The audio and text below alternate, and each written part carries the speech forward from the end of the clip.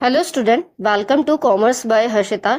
तो जैसा कि मैंने अपने चैनल पे पूरी कंप्यूटराइज्ड अकाउंटिंग सिस्टम की एक प्लेलिस्ट ऑलरेडी बना रखी है, जिसमें ऑलरेडी मैं आपको सारे सब्जेक्ट या सारे चैप्टर डिस्कस कर चुकी हूँ। ठीक है, तो वो पूरी प्लेलिस्ट अगर आप अच्छे से देख लेंगे 2-3 बार, स्पीड फास्ट करके या स्लो करके, जैसा भी आपको समझ में आता है, तो एटलीस्ट आपका 90% सिलेबस कवर हो जाएगा। ठीक है, बाकी जो 10% छूट रहा है वो मैं आगे के वीडियोस में कवर करने की कोशिश कर रही हूँ, ताकि 100% सिलेबस आपका कवर हो जाए कंप्यूटराइज्ड अकाउंटिंग का। फिर चाहे आप क्लास 12th के स्टूडेंट हो, फिर चाहे आप CUET की प्रिपरेशन कर रहे हो, तो आपके लिए ये सारे वीडियोस बहुत ज्यादा बेनिफिशियल होने वाले हैं। ठीक है, तो आज इस वीडियो में हम बात करने वाले हैं कंप्यूटराइज्ड अकाउंटिंग के प्रीवियस ईयर क्वेश्चंस की, जो कि आपके क्लास 12th में 2020 में पूछे गए हैं। ठीक है, तो मैं 20 से स्टार्ट कर रही हूँ और पूरा 24 तक आपको इस प्लेलिस्ट में मतलब आपको अपलोड कर दूंगी वीडियो, ताकि आप सारे प्रीवियस ईयर क्वेश्चंस ऑलरेडी तैयार कर लें, ताकि एग्जाम में आपके फुल मार्क्स आ सकें। ठीक है, तो चलिए स्टार्ट करते हैं। तो अगर हम बात करें तो टोटल 10 क्वेश्चंस होते हैं जो क्लास 12th में पूछे जाते हैं कंप्यूटराइज्ड अकाउंटिंग से। ठीक है, तो 2020 में सेट 1 में क्या पूछा गया है, चलिए अब हम डिस्कस करते हैं। तो अगर हम बात करें तो क्वेश्चन नंबर 23 से स्टार्टिंग होती है।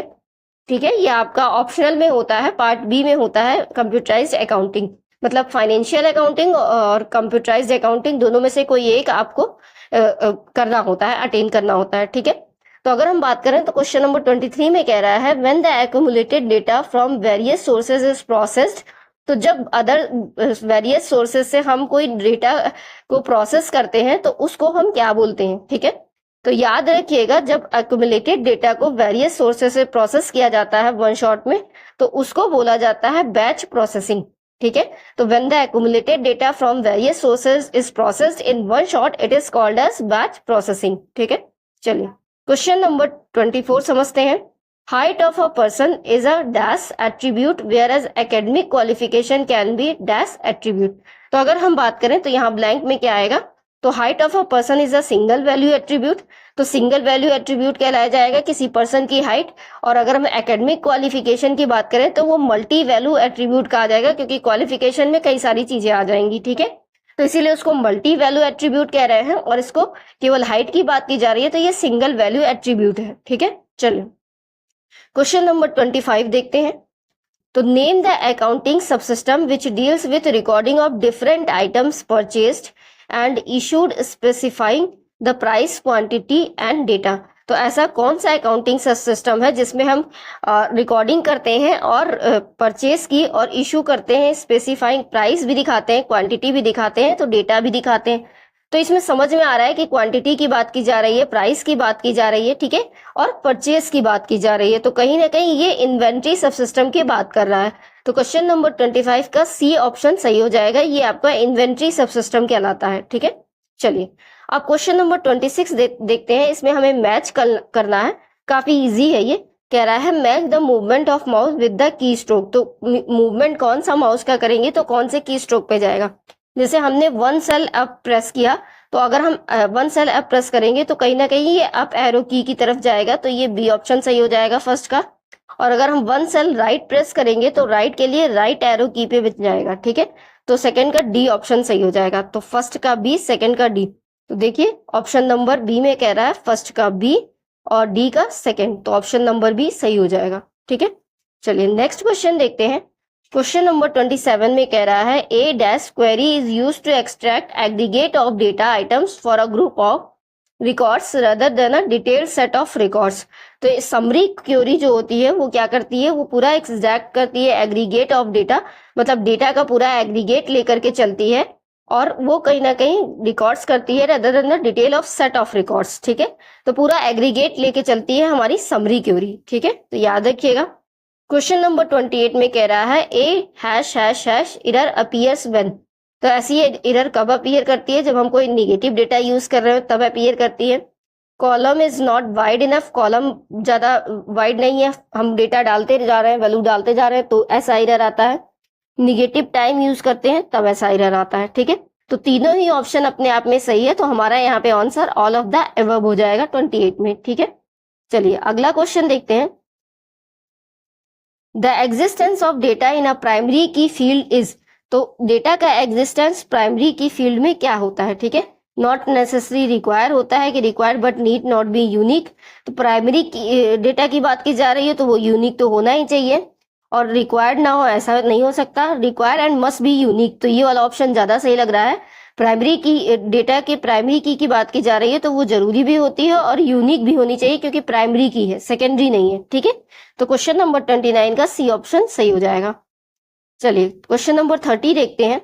क्वेश्चन नंबर 30 में हमें फॉर्मूले लिखने हैं डीएनएस अलाउंस के और ग्रॉस सैलरी के। तो अगर हम डीएनएस अलाउंस की बात करें तो एक्सेल में डीएनएस अलाउंस निकालने के लिए हमें बीपीई को applicable rate of DA for the month से मल्टीप्लाई करना होता है।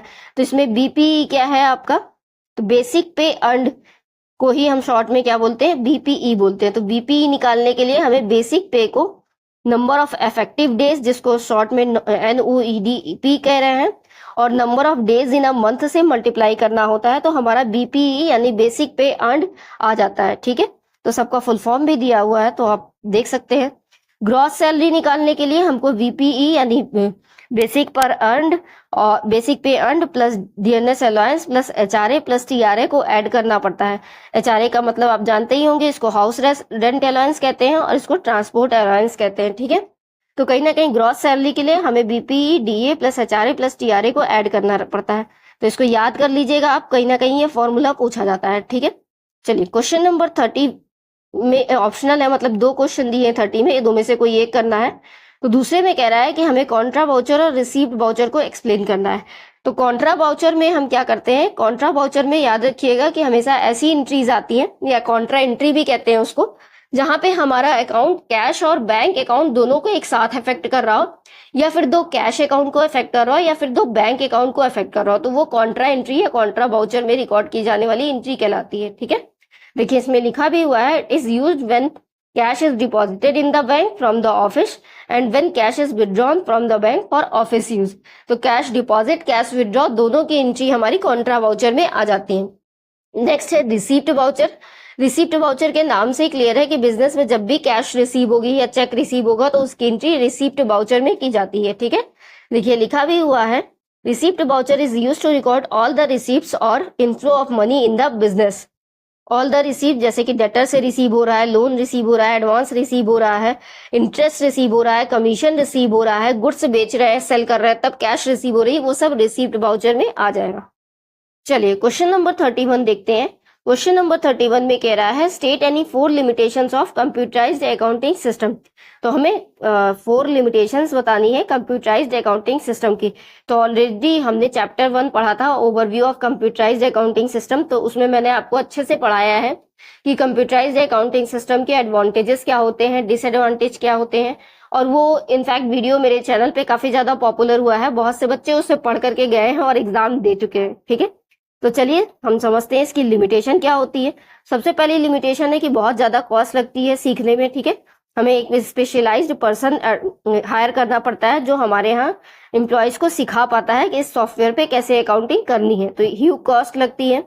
रिक्वायर प्रॉपर कंट्रोल करने की जरूरत पड़ती है, रेसिस्टेंस की जरूरत पड़ती है, कभी कभी इंटरप्शन होता है या सर्वर एरर हो जाता है, ठीक है, सिस्टम फेलर हो जाता है। तो कहीं ना कहीं ये सब कंप्यूटराइज्ड अकाउंटिंग सिस्टम के लिमिटेशंस है। हेल्थ इश्यूज भी क्रिएट हो जाते हैं, लॉन्ग आवर्स तक अगर हम कंप्यूटर पे काम कर रहे हैं तो कहीं ना कहीं हमें हेल्थ प्रॉब्लम्स भी हो सकती है, हेडेक हो सकता है, ठीक है, मस्कुलर पेन हो सकता है, तो ये सारी चीजें हो सकती हैं। चलिए अब क्वेश्चन नंबर 31 में 2 क्वेश्चन दिया था, 2 में से कोई एक करना था, तो दूसरा वाला देखते हैं। इसमें कह रहा है what is mean by data validation, मतलब डेटा वैलिडेशन क्या होता है, और उसके 2 एग्जांपल्स देने हैं। When the cell give error if the values are not meeting the conditions. तो अगर हम बात करें तो data validation is used to define restrictions on the type of data entered a cell. तो डेटा वैलिडेशन बेसिकली एक restrictions होती हैं जब हम डेटा को टाइप करते हैं या इंटर करते हैं सेल में, ठीक है। तो it gives user the control to receive particular inputs. तो ये कहीं ना कहीं यूजर को कंट्रोल देती है कि वो एक पर्टिकुलर इनपुट को कैसे रिसीव करेगा, ठीक है, उसको कैसे कंट्रोल करेगा कि जो भी उसको इनपुट देना है, ठीक है। और इसके एग्जाम्पल मैंने नहीं कराया है, एग्जाम्पल आप नेट पे सर्च कर लीजिएगा और देख लीजिएगा, ठीक है, कुछ काम आपको भी करना चाहिए। चलिए क्वेश्चन नंबर 32 जो कि लास्ट क्वेश्चन है, इसको हम देखते हैं। Name the error which appears on the screen of your computer while using Excel तो जब हम एक्सेल यूज करते हैं और हमारे कंप्यूटर की स्क्रीन पे जो एरर अपीयर करती है, when the formula refers to a deleted cell, जब फॉर्मूला डिलीटेड सेल्स में रिफर कर रहा हो, also explain how to correct that error, और इस एरर को कैसे हम करेक्ट करते हैं। तो the error that appears on the screen of your computer while using Excel is a hash ref error, ठीक है। तो ये वाली एरर शो करती है, this occurs when a cell reference is not valid, जब हमारा सेल रेफरेंस वैलिड नहीं होता है या फॉर्मूला हमने गलत डाला होता है, तो उस केस में ये एरर शो करती है। तो इस एरर को करेक्ट करने के लिए हमें कुछ स्टेप्स हैं जो कि फॉलो करने होते हैं। पहला है कि हम click the cell which display the error, तो हम उस सेल को क्लिक करेंगे जिसपे एरर डिस्प्ले कर रही है, और हम कैलकुलेशन स्टेप्स को देखेंगे कि क्या हमने सही कैलकुलेशन किया है या सही डेटा वैल्यू दी है, ठीक है। फिर हम पॉसिबल कॉजेस को रिव्यू करेंगे कि क्या कॉज है, क्यों एरर आ रही है, और फिर हम उस एरर को करेक्ट करेंगे या डिलीट कर देंगे cell refer to in the formula, मतलब जो भी एरर है उसको हटा के फिर से ट्राई करेंगे, ठीक है। तो आई होप आपको सारे क्वेश्चन समझ में आ गए होंगे। वीडियो अगर पसंद आएगा तो लाइक कर दीजिएगा और इस चैनल को सब्सक्राइब कर दीजिएगा, ताकि ज़्यादा से ज़्यादा स्टूडेंट मतलब आपको अपडेट मिलता रहे जो भी नया वीडियो अपलोड किया जाए इस चैनल पे, ठीक है। और इस वीडियो को ज़्यादा से ज़्यादा शेयर करिएगा ताकि ज़्यादा से ज़्यादा स्टूडेंट को बेनिफिट मिल सके, ठीक है। डाउट हो तो आप कमेंट करके पूछ सकते हैं, और अगर इस वीडियो का आपको PDF चाहिए होगा तो आप इसी वीडियो के नीचे कमेंट कर दीजिएगा, तो मैं अपने Telegram channel @commerce by Harshita पर शेयर कर दूंगी, तो आप PDF डाउनलोड कर सकते हैं। चलिए, चैनल को सब्सक्राइब कर दीजिएगा आगे के और वीडियोस देखने के लिए। Thanks for watching.